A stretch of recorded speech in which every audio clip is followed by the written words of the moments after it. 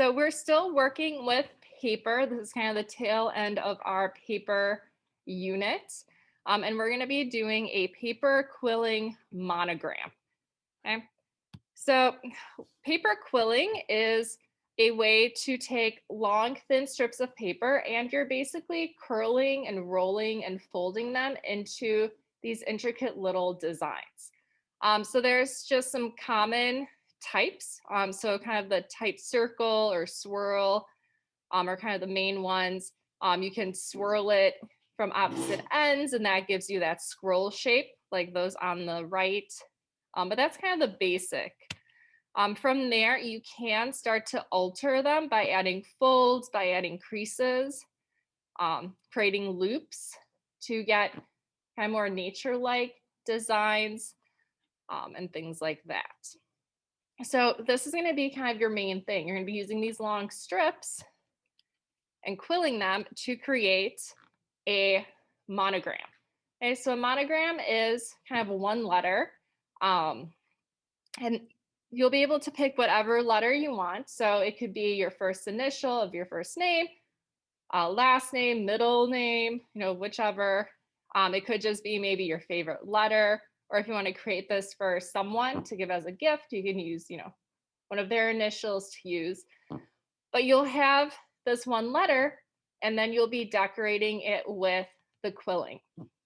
So with this, there is a lot of intricate work that goes into it. You do have to think about, which ones you're using, their sizes, the variety, the placement, the composition. So all of that is going to be really important to consider.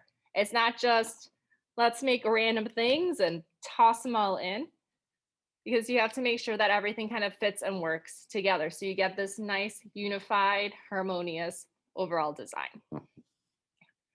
So when you start, the first step is to decide what letter you're doing. From there, what is your font? Okay, so what does the letter look like? Okay, so if you ever go into Word or PowerPoint, you can change the font of your text. And there's tons and tons of different options.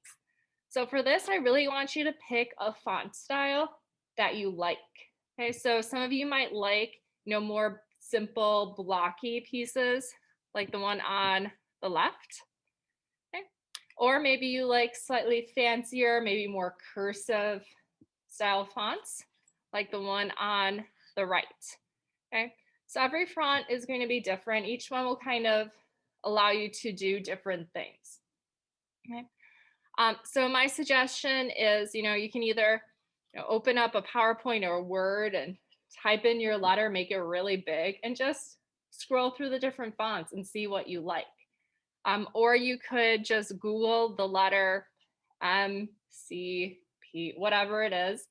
And then in Google Images, you'll see tons of examples of that letter in different fonts as well. So you can kind of pick and choose. How thick is your letter? Are some sides thinner or some thicker? Okay. Is it more flowy? Is it more geometric? Okay. A lot of fonts, they'll have something called surf. Okay, so that's kind of these edges on the bottom that stick out versus, other fonts will be called sans serif, where they don't have those little extra bits at the ends. Okay, so there's a lot with fonts that you can do. Okay, so that's kind of step one. Okay, letter, pick your font. Okay, from there, you'll be then creating all the little quilling pieces that go within and around your piece. Okay, so depending on what styles you like, okay, you could have more looser curls and rolls. You can have some that are a little bit more spaced out. You have pieces where it's just nice arches to create this nice pattern and repetition throughout. A lot of people will create quilling that represents nature. So flowers are really popular. So if you want to incorporate that as well, you definitely can. So the piece on the right, okay, this individual added, 3 flowers, and then there's leaves that are kind of coming off. But With the paper, you'll be able to use whatever paper you have available to you. So don't think you have to have color because you can still have some really nice effects with just one color. So if you're using notebook paper, printer paper, and it's all white, okay, you can still have a really nice design. If you really want color, but you don't have construction paper or colored printer paper available, you could take magazines and cut those up. Okay, even those like weird coupon books you get in the mail, you can just cut those, and then you'll have kind of this nice variation of color. Okay, because there's going to be a lot of pictures and things like that on it. Okay. So with this, consider, what's inside your letter because you're going to be working with, that open space in the middle. So the outline of your letter filled with the quilling on the inside, but then you definitely can have pieces that flow outward. They kind of fill up the space around your letter. Okay. You still want your letter to be that prominent thing, so don't go crazy with filling the space around, but you can definitely have some of that escaping. Okay.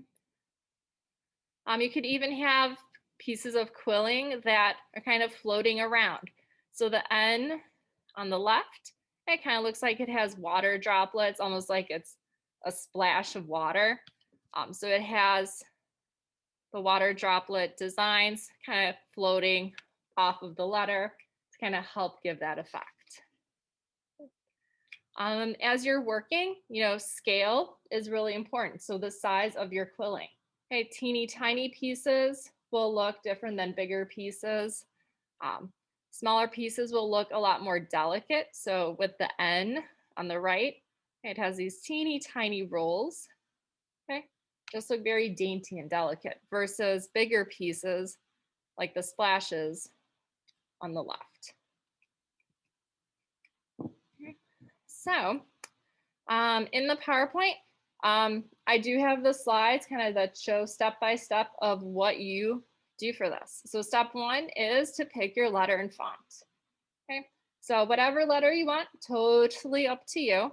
Here I included, variations of the letter A. So I just, in PowerPoint went and picked a different font for each letter. And you can have it be uppercase. You can also do lowercase. Okay. Certain fonts, only have a lowercase version or only have an uppercase version. Okay, so definitely, try some things out. Okay. Once you decide, which letter and font you like, then you'll be taking one of the black boards from your art kit. Okay, so you all should have at least one more board left. Okay, and that's what you'll be working on. Okay, and you'll go ahead and you'll draw the outline on the black board. Okay, so you can see in the picture, I have the letter A. Okay, I wrote that out with a silver Sharpie, but you can easily just use a pencil. You'll see the line. So with that. What I suggest doing is if you're able to, you can either print out the letter, it really, really big, cut it out and trace it. So that's what I did in my example. All right. So for you guys to see.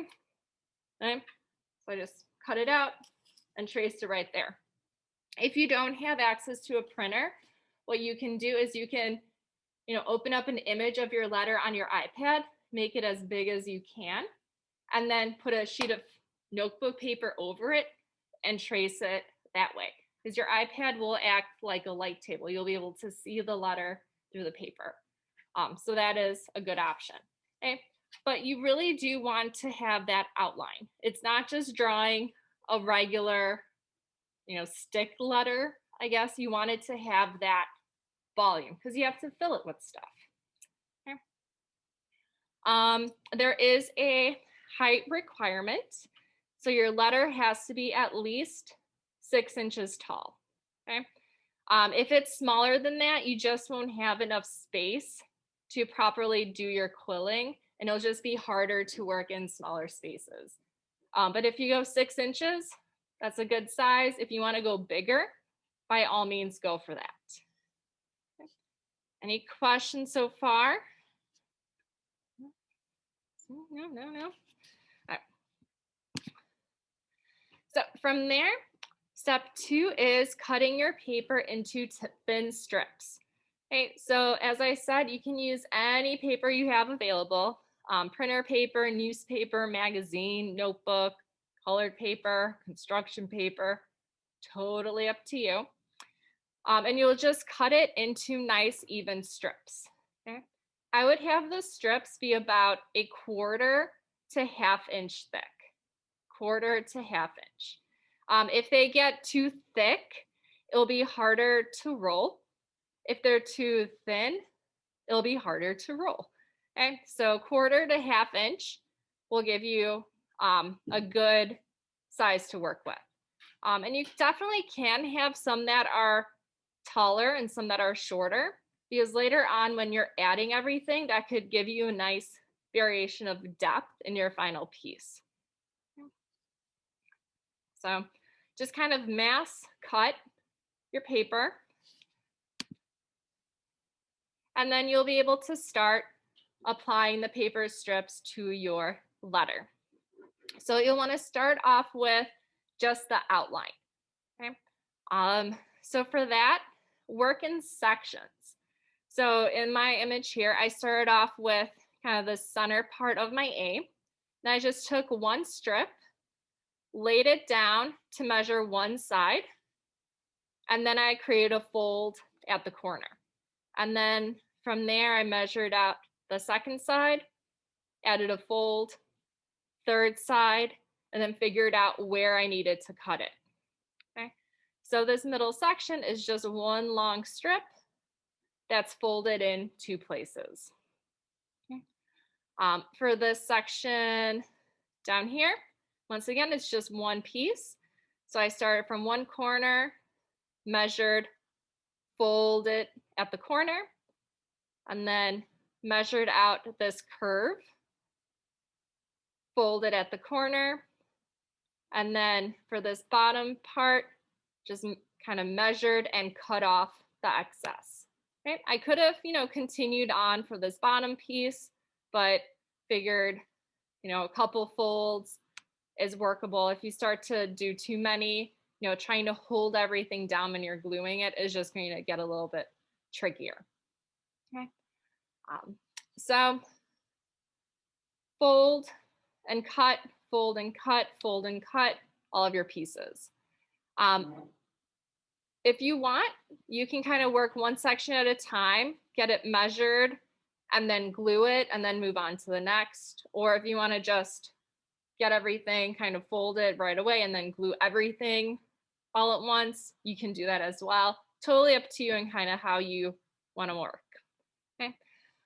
But when you're ready to glue, you're going to take your school glue and just a nice thin layer. You'll paint it along the outline, and then you'll stick your strip on top. Okay? And you do have to press and hold gently. Okay? The glue does take a little bit of time to dry. It's not like a hot glue gun or super glue where it dries in like 30 seconds. So patience is going to be key for this. Okay? So you'll just add your paper strip, press and hold gently until stuck, and you'll just repeat for your whole outline. You can have gaps if you want your design to escape from the letter. Okay, so in some of these pieces, so this N on the left is a good example. So it has this teardrop, raindrop here that's kind of escaping. So you can see that there's no outline in that area. Okay, so they purposefully kind of left that gap. Okay, but you can, kind of slice and dice things later on if you need to. So if you're not really sure where you want gaps, you can always kind of gently cut and pull some of that outline out. You can also have areas where your lines intersect. Okay, so in the E on the right, okay, so this bottom one here, you can see that it's going directly over. Okay, so you can cut a slit and kind of, seam the two together, or you can just have a separate piece that's just visually connected on the outside. Okay, so a lot of different routes you can go with that. Okay, so questions on that? Easy peasy. Once you have your outline done, that's when you'll start actually working on the quilling parts. So I personally suggest just creating a bunch of quilling pieces. Just mass produce them. Have different sizes, different styles, different shapes. Have some that are tighter, some that are looser, bigger, smaller. Have that variety. And then you'll start to lay your quilled pieces within and around your letter. Okay, so see how they work together. See where they fit. Okay, so this piece that's on kind of in the middle here. So this is one continuous piece. If I were to try to fit this down here in this kind of middle part of the A, it won't fit because it's way too wide. I'd have to squash it down. Okay, so really think about your placement. That composition, where you're putting everything, is really important. Okay? You can always edit. So you can add more, you can take some out if you need to. And then think back to our elements and principles of art and design that we talked about. Think about that repetition and pattern, because all of that will kind of help create a more unified and harmonious piece. Okay, don't be random with this. Okay, really think about what you're making, how they're working together, and how they're placed. Okay. When you're happy with what you've got, then you'll pick up one piece at a time and glue. Okay, pick up another piece, glue. Okay, so for this, I do suggest picking up the individual piece and adding glue to the quilling and then placing it down on your board. Okay, if you try to just put glue on the board, chances are it won't be in the right place. So, okay. And that's pretty much it, right? So it's just a lot of gluing and attaching from there. Okay. So here are kind of the 6 most common styles again.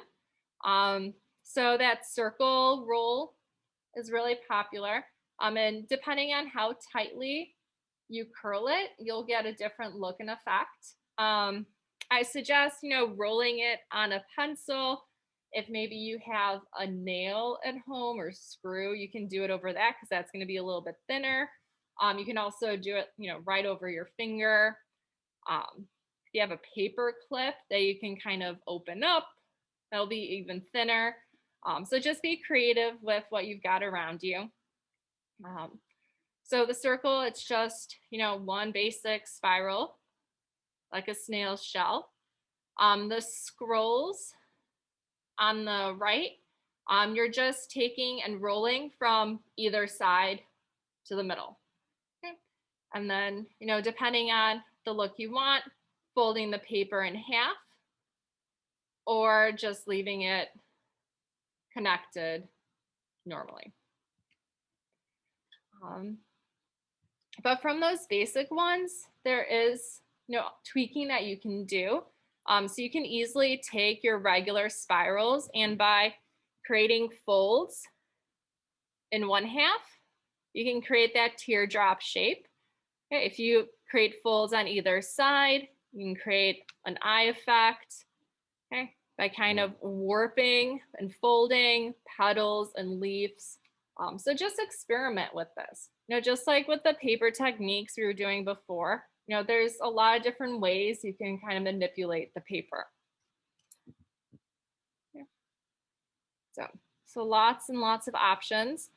So all of these images are in the PowerPoint, which you'll be able to look at in the Google Classroom assignment. Okay. In the end, you'll be graded on these main things. So originality of your overall design. Okay, so I'll be looking at your letter style, okay? The quilling styles used, and the composition placement of your quilt pieces. So how is all of that coming and working together? Okay. And then craftsmanship. The craftsmanship deals with kind of your technique. Okay. So are you cutting the paper neatly? Are you folding and rolling neatly? Are you gluing neatly? Okay. Don't go crazy with the glue. Okay, because too much will look messy. Okay, so definitely use a little bit, goes a long way. Okay, so that's going to be kind of for the overall grade of the project. And then in addition, you will be receiving work habits points at the end of each class. Okay, so at the end of each class, I will be giving you about 5 to 8 minutes to take a picture of your project so far, and you'll be uploading it to Class Kick. Okay,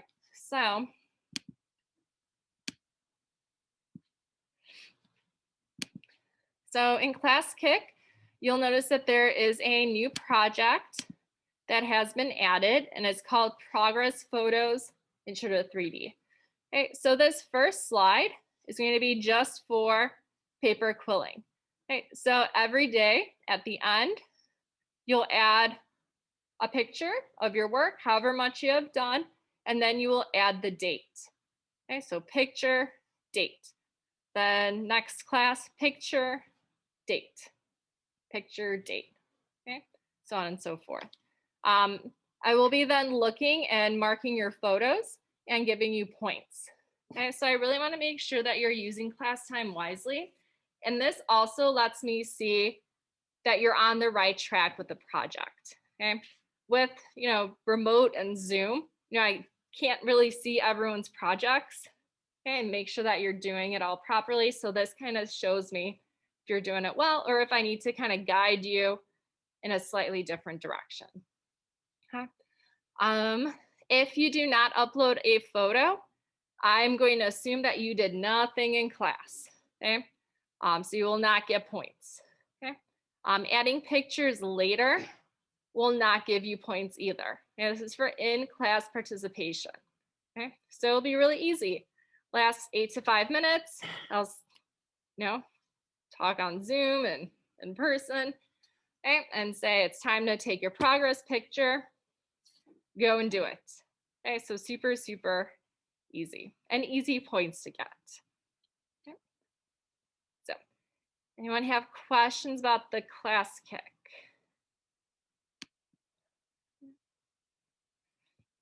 Okay. So as I mentioned, we will have a few days to work on this in class. I think I have 4 days slotted out for you guys for this. So what if you finish early? Okay, some of you are going to work a little bit faster than others, which is totally understandable. Okay, if you finish early, you get to make another one for extra credit. Okay, I love giving extra credit if you make more art. Okay, so this will be kind of a great opportunity for that. So if you do another one, it's really up to you what you want to make. You do another letter, you could do an object, or it could be more abstract, where it's just the designs. Okay, so here are some examples of kind of objects. So on the left, we have the beehive with flowers. On the right, we have a phoenix rising from the flames. Okay, hearts are really popular. I know Valentine's Day is right around the corner. Okay. And then just flowers in nature are really, really popular with the quilling.